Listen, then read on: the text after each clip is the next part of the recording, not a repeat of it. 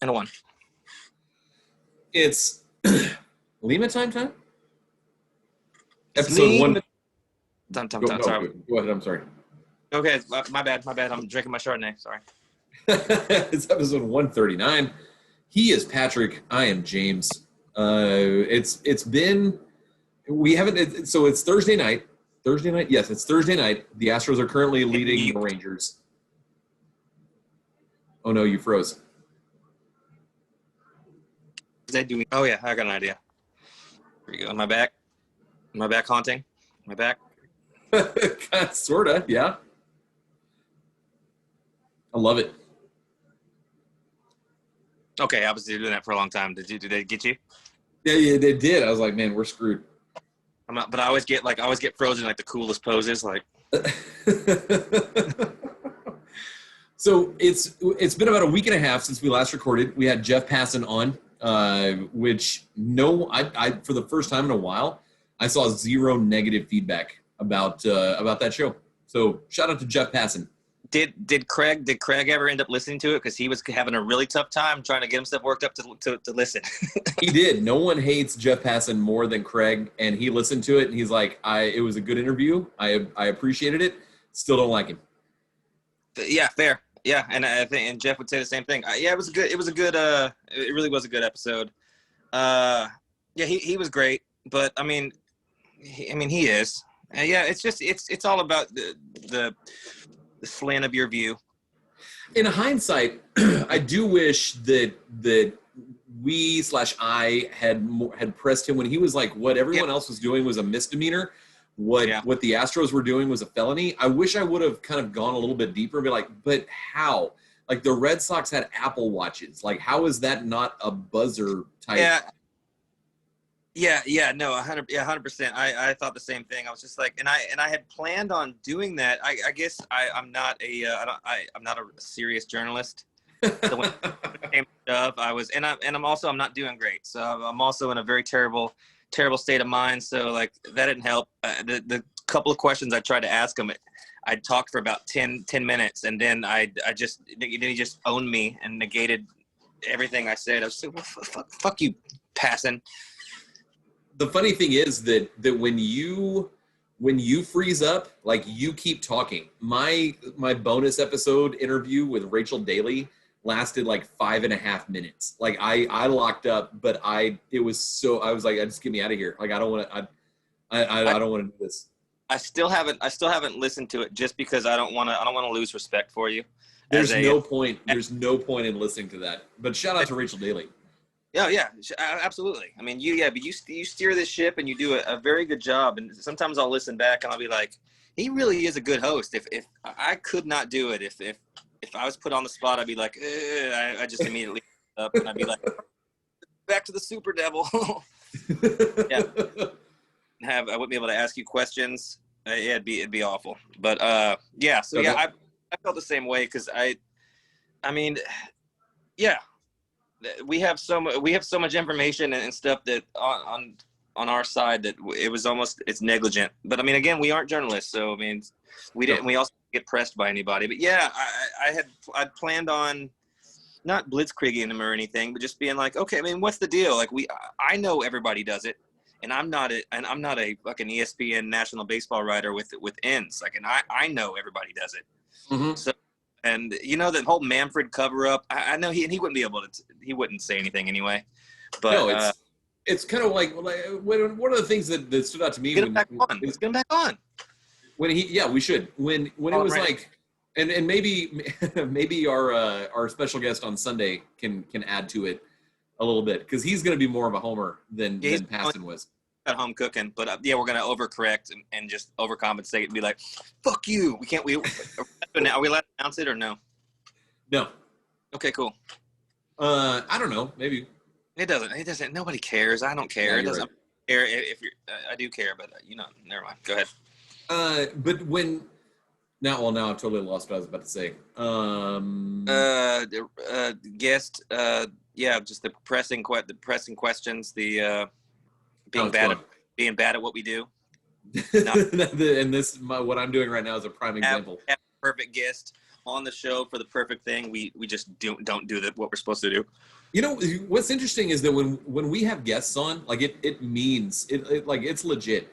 Like it's Ashley McHugh, it's Jeff Passan, it's we don't screw around with guests. It's John Westling. Like we bring it when we have guests on. Like it's not just Seth Payne, and of course Lance and Lance? yeah, we've had. I'm trying to think. Yeah, we had when Michael. we say special. When you say special guest, like it's a special guest. Yeah.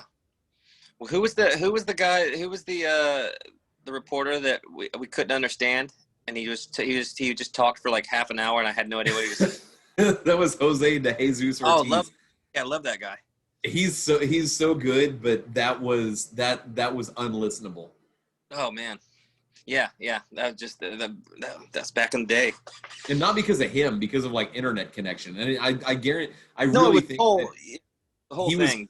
He had his phone on his shoulder like while he was cooking dinner, and that always like messes with your signal. Like But he was also going on about like youth soccer development for like 20 minutes. And again, I'm all for it, but yeah, I don't need to hear it. I just don't need to hear it. Yeah, I don't have a team to root for like Leeds United. Oh, the world beaters, Leeds United. Gonna be in the Champions League next year. Can't freaking wait. That actually, we need to set up something when Leeds plays Man United. We need to do something special for that.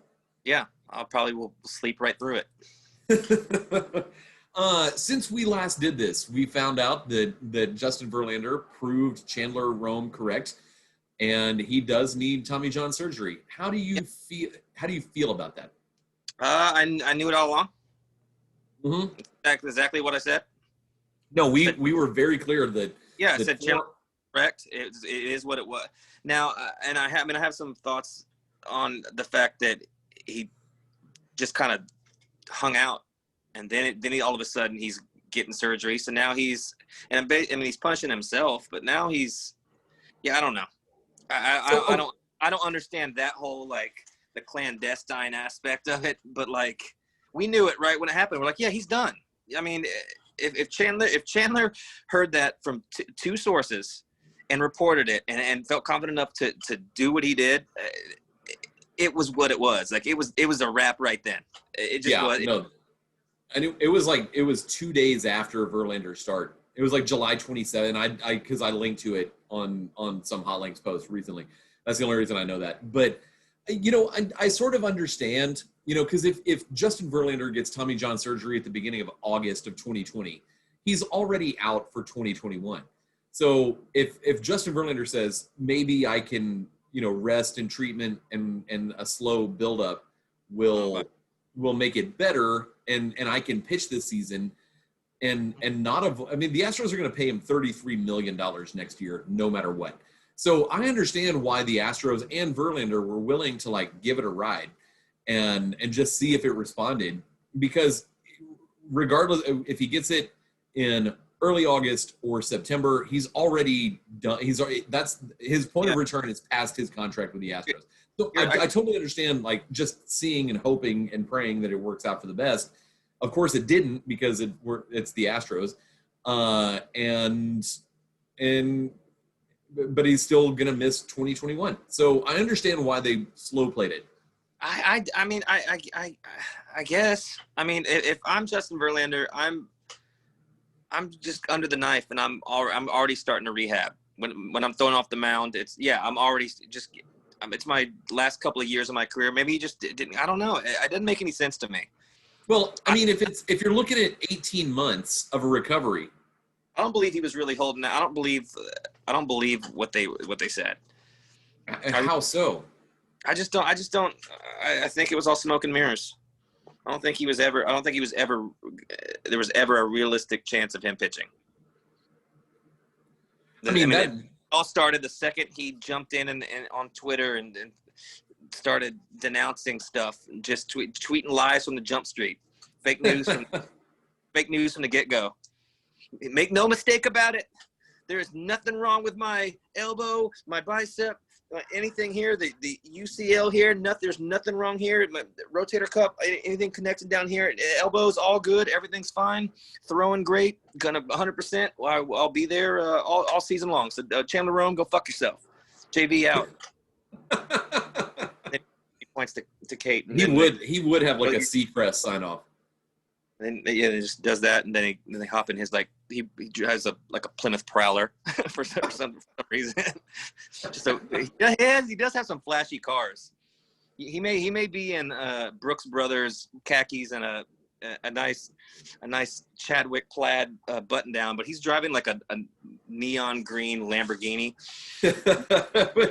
And when you're Justin Verlander and married to Kate Upton, you can do that. Yeah, I mean, I would do the same thing, but yeah, just driving the same car that 50 Cent has, just hopping out and says, okay. I mean, hey, get it. But yeah, so he's been lying from the beginning. I don't know. I don't like it. But I mean, regardless, if you have the surgery in August or September, your recovery that's the difference in being ready in December 2021 or January 2022. Like it still rules out 2021. So you just wait and see like how bad is it, and just hope that maybe you can do something, either pull a Lance and just throw an inning at a time in the postseason. Yeah, I get it, because ultimately like 2021 was out no matter what. Like that season was done. No matter when you have the surgery, August or September, you're done for that year. Yeah, but I mean, I just think giving his age and the goals that he has, very specific Tom Brady like goals to how long he wanted to play, and basically is until he can't play. So the surgery is as routine as anything now. It's just, I mean, he'll have a chance to throw again. Maybe not in an Astros uniform. Actually, he probably will be an Astro. Do you? So that was going to be my next question. Like, if you're the Astros at the end of 2021, do you offer him like a 2-year, $35-40 million deal, or do you think Verlander's gonna be like, no, I've had the surgery, I'm back, I want 7 years, 140 million, 170 million. He fucking turns into Jamie Moyer. I mean, it's all jokes, but when it comes to Justin Verlander, whatever he says, number one, you listen. So whatever he asks for is you're at the table. If he's healthy and can pitch, I mean, a 2-year with a power. What am I being haunted by a robot? 2-year, third year option, even team or player option on something like that, or I don't know. If he's good to go, he's good to go. I mean, he's as durable as they come. I mean, there's nothing to other than this injury and those World Series outings. Other than the World Series and this injury, there's nothing negative to say about him. And maybe the nude leaks. Other than that, that's all I've got against him. Aside from your Tommy John surgery at 36 or 37 years old, and aside from never winning a World Series game, how was your Justin Verlander experience? Like, other than that, Mrs. Kennedy, how did you enjoy Dallas? The JV experience was incredible, though, right? No, it really was. I mean, it was. First start in Seattle, it was electric. Everything. Him coming out from the clubhouse to like yell, just the whole magical cheating year. You know what? Fuck you, Pat. Fuck you, MLB Dodgers. Yeah, I'll bang on a trash can right now. I'm gonna lean into it. I'm gonna just start walking around with a trash can, banging it, wearing only asterisk gear. Watching this season. Oh, God. Or at least being adjacent to it, like, give me the trash can all day, and no, I don't. Of course, I don't mean that. I want the Astros to dominate everybody, all on the up and up. But this season, I said this morning. I hate this team as much as I hate the 2016 team. It can't quite bubble up to that level of just pure disdain and just because of the short duration of the season, and we all have other stuff to worry about. So a baseball team is just not. It's on the totem pole of worries. It's not very high. But these motherfuckers, you're telling me that Maldonado and Kyle Tucker are your best hitters? No all-stars can do anything. I mean, you have to be fucking kidding me. George Springer, give him all the money. It doesn't matter. Baseball is a funny sport, ain't she? No. Baseball is a faithless whore, and that's a fact. Bregman can't hit. Fucking. I mean, it's perfect for the people who truly think that the Astros were cheating all through last year, and that's the only reason they did anything productive. Yeah, love it. I see a comment just like this. So those and the batting averages are fucking abysmal. They're abysmal. Terrible. I mean, hitting 220, no fucking driving in, no runs, no base hits with runners on, fucking literally doing nothing. In fact, we're gonna go in on these motherfuckers. Michael Brantley having a good year. Well, I love Michael Brantley. What a fucking reliable guy.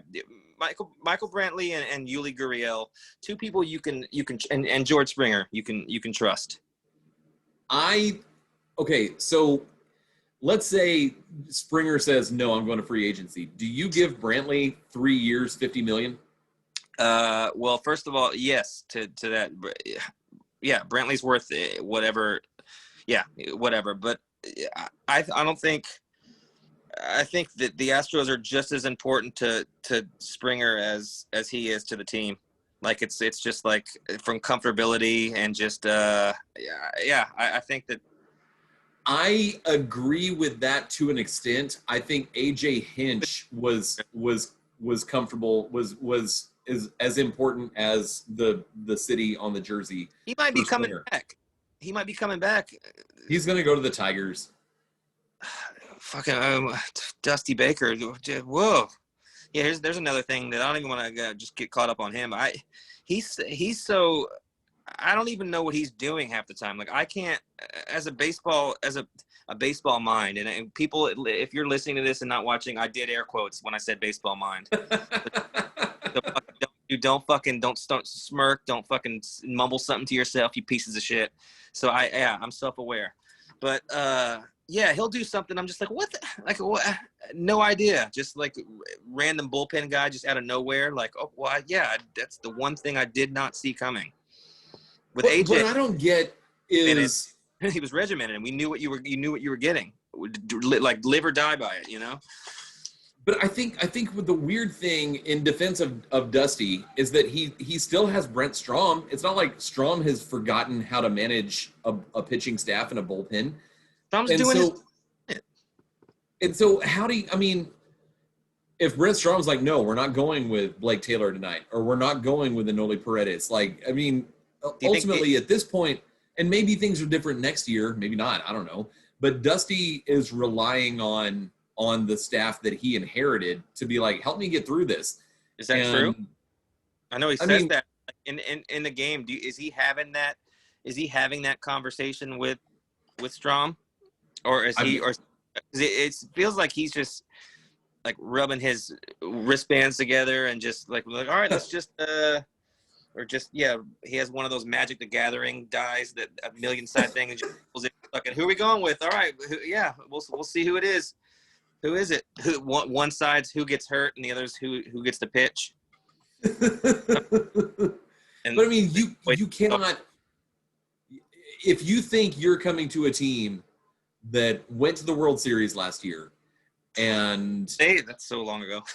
it was at least 20 years, and you think you're going to come to a team that has Verlander and Jordan Alvarez and Roberto Osuna, and then they're all out after the first week instantly. Yeah, I mean, how much of this is Dusty's fault? Like I don't know. I mean, I'm not going to put a large percentage on him, but there have been multiple mismanaged games that in a 60-game season are very detrimental. And probably over a full season it wouldn't be as important. But yeah, there's been the amount of games that have been lost late and just a weird fucking Kyle Tucker's not playing, Bregman's not, just weird lineups, just little stuff. And Dusty's a good manager. I respect him. All that fun stuff. Players love him. Blah blah blah. Yeah, I just don't. He isn't for me. He doesn't know. He always, every time he gets the analytics binder, he crumbles it up and throws it in the trash can and says, "I'm not doing that nerd math. I only go by feelings and toothpicks." And we're going with who are we going with? And he gets his Magic the Gathering die out. Who's starting tonight? We'll see. Who's playing. It's Abraham Toro again. Man, he really has. He must have multiple sides on the die to come up to get to play first base. Yes, he's as much to blame as the entire core. Sans George Springer. I mean, they can't hit. I mean, are they all got adrenaline junkies that are feeding off the crowd? I know that to a certain extent that they absolutely are that kind of team, and that given them going to hostile stadiums with those crowds going at them, that would have absolutely galvanized them, and it would be a complete flip of a season if the crowds were there. I do believe that, but they're all that player.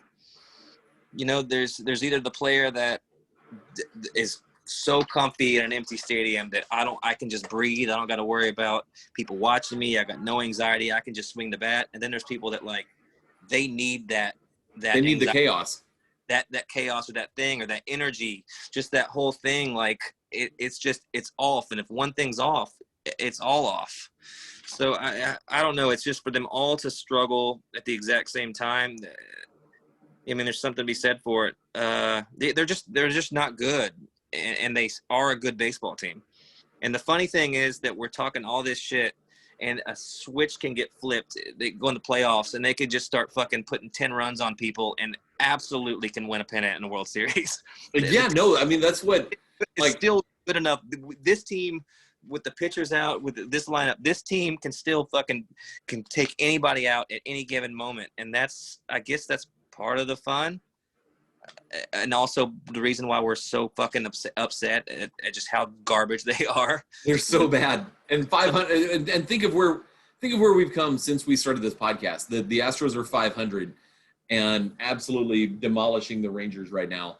And we're mad as hell. Like that's what we've. Well, this is yes, and this in that division, in these circumstances with this team coming off another World Series appearance that should have been a win. God, I don't want to get into that, but yeah. Even with all the injuries, even with no Jordan, even no Verlander, all that, they still should. I don't know if they'd win the division with the way the A's played, but I guess 60 games, 500 is what you're supposed to do. Go on a win streak here and there on a full season, and you end up being your 20 games over. I mean, it's not running away with it 101 win baseball, but that's all you had to do throughout history. Just stay around 500, and hopefully you strike, and you can slide it and sneak in there. What was it? It wasn't long ago that the Astros lost 7 games in a row. And I know you cannot play in a 162 game season equivalent, that's a 20 game losing streak. But it basically is. Like if everyone is even after 102 games, like every team is tied for first after 102 games, and everything comes down to the next 60, and you lose for 8 days straight, like you're gonna screw yourself. And that's what the Astros did. And in the same way that the old baseball scout adage is that hitting is contagious, like not hitting is also contagious. And I think this is a team that feeds off of each other. And like last night, and we're recording this Thursday evening, and when they lost to the freaking Mariners, for the first time in a series since 2018. A legitimate garbage fucking baseball team. Trash organization. Shout out to D. Gordon. We love you, baby. Fucking just straight trash. And a franchise that managed to turn A-Rod, Ken Griffey Jr., and Ichiro into 0 playoff appearances. Well done, idiots. But when you see, like, okay, you have the bases loaded and 1 out, and Springer and Altuve are up, and you get absolutely nothing. That's deflating for everybody else. And this is a team that feeds off of each previous at bat, because that's what they've done for the last 3 years. And when each at bat turns into just nothing, like, it's deflating. But it was, they were building up, and it was like, okay, here we go, here comes some magic, and it felt like it. I mean, just something, just this, base hit, okay, run scored, tying runs on, blah blah blah. Jose Altuve up. We've seen this before, and every single time it's a walk-off. Mm-hmm. Every time it's a walk-off, especially against the Mariners. It's like, worst case scenario, we tie it up here and we go. I mean, Jose's just, he's pressing, man. It's just so lost at the plate. Very lost at the plate.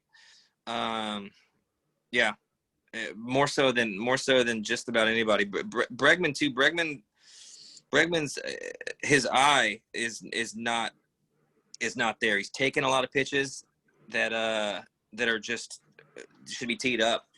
And he's not hunting the baseball. He's hitting defensive, and I don't know, man. They're almost unwatchable.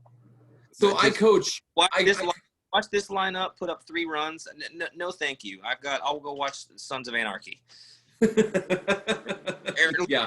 literally anything else. Literally anything else. It feels like, and I coach a high school soccer team and you see it every now and then where you watch guys think, like, I'm gonna play to not lose. Like, the whole point of me being out here is so that I don't lose, rather than I'm gonna be opportunistic and I'm gonna hunt what I need. The Astros are playing to not. They're not playing to win. Well, they didn't win the division, but it's like they're playing scared that they're going to lose rather than playing to win. Do you think that has something to do? Bring back Dusty Baker, because AJ Hinch wouldn't have that bullshit. Let's go win this fucking game, you goddamn jamokes. Let's go. It could be. And Dusty Baker's a cool guy. There's never been a player that didn't like him. So, but I mean, he's not yelling at, let's go fucking win this game. What are we doing? Their youthful exuberance is gone, is what it is. Their youthful exuberance is gone. They've aged 30 years from the scandal. They're yeah. No, that's exactly right. Like, there's no shows their lackluster celebrations. There's no Kyle Tucker has the most personality, and he's smirked once. He's half dead. He is an undead baseball player. Michael Brantley. Yeah, I mean, yeah. Michael Brantley smiled after a game, and that was like a Chandler Rome story. Like, oh, Uncle Mike smiled. Like, he showed a human emotion, and that's noteworthy. Like, that's crazy. Yeah, he doesn't do that very often. So I think that's a big part of it, because part of the thing that I love so much was just they're just, I hate the word swagger. Their swagger. What other words can I use that are terrible that I can steal from black people? Swagger. Just but they doing the celebrations, the camera, the fucking choreographed moves. Like, that team had moxie, man. How much of it? They're making slogans against teams that are talking shit. What was it? What's the shirt you made? The fucking dream crushers. Yeah, dream crushers. Like, that's a whole attitude. How much of it do you think is that the Astros know that everything that happened last offseason, they should feel remorse? So rather than having like a happy, joyful clubhouse, they have a clubhouse that thinks like, oh no, we need to feel bad about what we did, even if they don't really feel bad about it. Like, Like they're trying. Japanese shame. Yeah, no, they're trying to show like they're trying not to be too happy. Yeah, 100%, and it's definitely, and I do get that, like, but I mean, as a fan of the team and as somebody who thinks the whole rest of the league can fucking drive off the Golden Gate Bridge right now, they can go start their own wildfires. So I don't really care about their opinions. I would love to see this team just celebrating and flexing and playing, just not even extra, just playing like they always do, not which I really thought that I thought, even with all the circumstances of the quarantine and this, and just the season's fucked as it is, but I was just like, this team is going to come out and it's going to, not only does it have the World Series defeat, but all these people talking all that shit, and now you get to go play baseball and you go there. And I mean, I would have bet money that they were going to just sail right on to another pennant, and they still could win the World Series. So I mean, I haven't lost confidence in them completely, even though I would say, like, if I was the Chronicle, I would have held a funeral. So the question, because I'm still a member of good standing with the 103.7 Acadiana's leading sports station. Show. Okay, that is half the battle, is waking up and being there when they call, and not just being hungover or forgetting. No, so RP3 and I are boys. Like, when the hurricane went through, like, I was texting Ray and Lewis, and it was like, hey, I hope you're okay. And Lewis didn't respond, and I'm like, oh God, he's dead. Like, I was freaking out. I don't even know who that is. Great. So yeah, I'm glad you're driving over there. Yeah, I got one call on there, and I went a little zany with it, and they did not like it. So it is not Alan Michael. It is not Alan Michael at all. No. Anyway. It's a wholly different show. So the question that I've gotten the last couple of weeks is, like, do you even want the Astros to make the playoffs at this point? Or yes. And at first I was like, it would be really great just to go into straight off-season mode, and Hot Links takes 15 minutes. But not expanded playoffs in this season. That would be an embarrassment, number one. No, yes. Nobody needs that. It does nothing. It's not like we're good. I said that. I said, no, in the year that after the offseason the Astros had, to not make the playoffs is worse than whatever Manfred could come up with. But there's also something to be said for making the postseason 4 years in a row, which this franchise has never done before. Even with the gift of a 60-game season in which you thought you had everybody coming back, minus, Colin McHugh, and I don't even know about minus Hector Rondon, but with the pieces that you were just naturally lost. It's a giant minus, Hector Rondon, just a big minus next to his name. Yeah. No, you roll the dice. I mean, we said before the World Series, the 2019 World Series, like, Astros in 3, can they win this World Series in 3 games? And look what happened.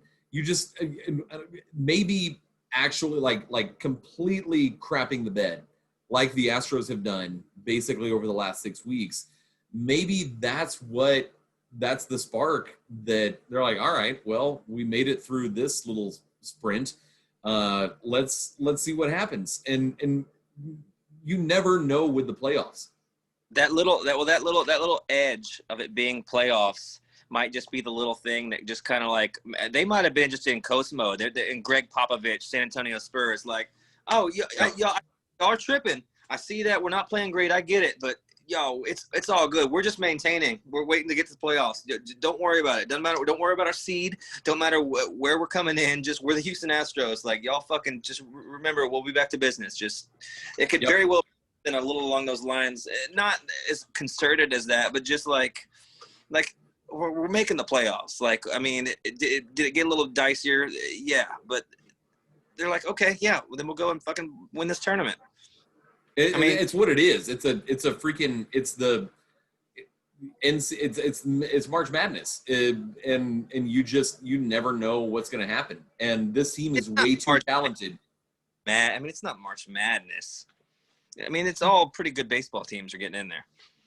No, what? No, because, like, like shitty teams like the Houston Astros are going to probably make the playoffs. So, but I mean, like you have, honestly, I would say that this is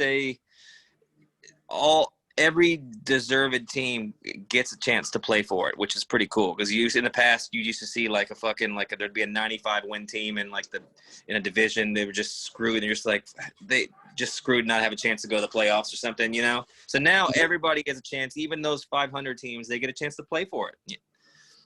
Do you remember that? What was it? 92, 93? That like when the Braves were in the NL West, and it was either the Braves. I think it was the Giants. The Giants won like 101 games and didn't make the playoffs. Like that's insane. Like if I was it was still in the two. It was still in the West and East, just the two divisions. Yeah, I would never get over that. If the Astros won 101 games and didn't make the playoffs. That's a legitimate. I mean, that's a crime. Oh man, I would have rioted. Yeah, the 1993 San Francisco Giants won 103 games, finished second in the NL West. Dusty Baker. Oh my God, that's worse. 103 and 59, and didn't make the playoffs, bro. Oh man, I can't. I don't even know. I don't even know how to compute that. Like that's not. That actually makes me feel better for when like the Giants pulled their even year bullcrap and when they won the World Series in like 12 and 14 and 16. Like good for them. Because if you're a 40-year-old Giants fan, you remember when you were like 13 and your favorite team won 103 games and didn't even make the playoffs, that you squeak out some World Series wins. Like that's cool. Good for. I mean, shout out to Giants. I have no problem with Giants fans. No, they're pretty great. Every Giants fan I know, I like. I'm still trying to wrap my head around this. I mean, I guess it's just an anomaly in that they were getting ready to. I mean, the new divisions were right around next year, right around the corner, weren't they? Or is this a catalyst? Was this a catalyst for some of that? That had to be really close to when back to the Central and realigning. It had to be right around then. I mean, coming up 95, 96, something like that. Yeah. And that had to be a major reason why the Giants traded for Barry Bonds. Or I don't know if they traded for him or just signed him as a free agent. He was on that team in 93. Bonds was on the 93 Giants? Here's their Will Clark for leading off was Kurt Manwaring. Hell yeah, dude. Will Clark batting second, Robbie Thompson batting third, Royce Clayton fourth, Matt Williams fifth, Barry Bonds sixth, Darren Lewis seventh, Willie McGee eighth. We had an episode, it was a couple of years ago, where we just started like randomly would drop some ex-Royals player. It was we could do Pirates, didn't we? Chris Bryant. Not Chris Bryant, Chris Benson.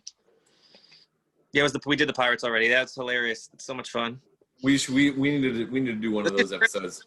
Podcast into that. We're just Kurt Manwaring. That's Candy Maldonado. Like, just name a Giants player. Yeah, just reading that, like I hadn't seen or heard that name in fucking ever. And there's so many baseball names that do that, and I'm hearing like, oh hell yeah, shout out to whoever, you know. I can see Kurt Manwaring's Topps card from like 1989 or whatever with the wood paneling.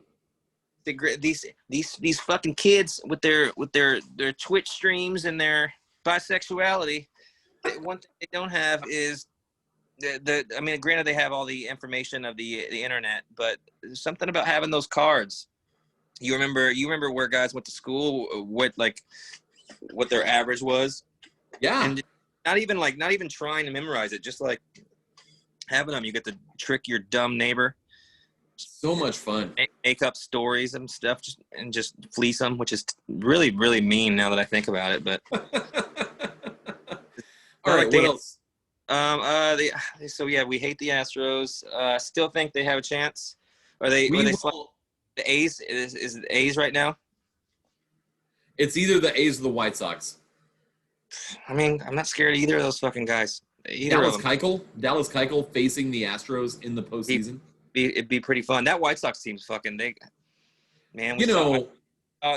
were on like in San Diego. It's the same kind of team too. Like they've been hanging around like just enough veterans mixed in with superstar youth, and just it's all kind of coming together. It's like they're gonna be scary for years to come. But yeah, but I'm not scared of them now.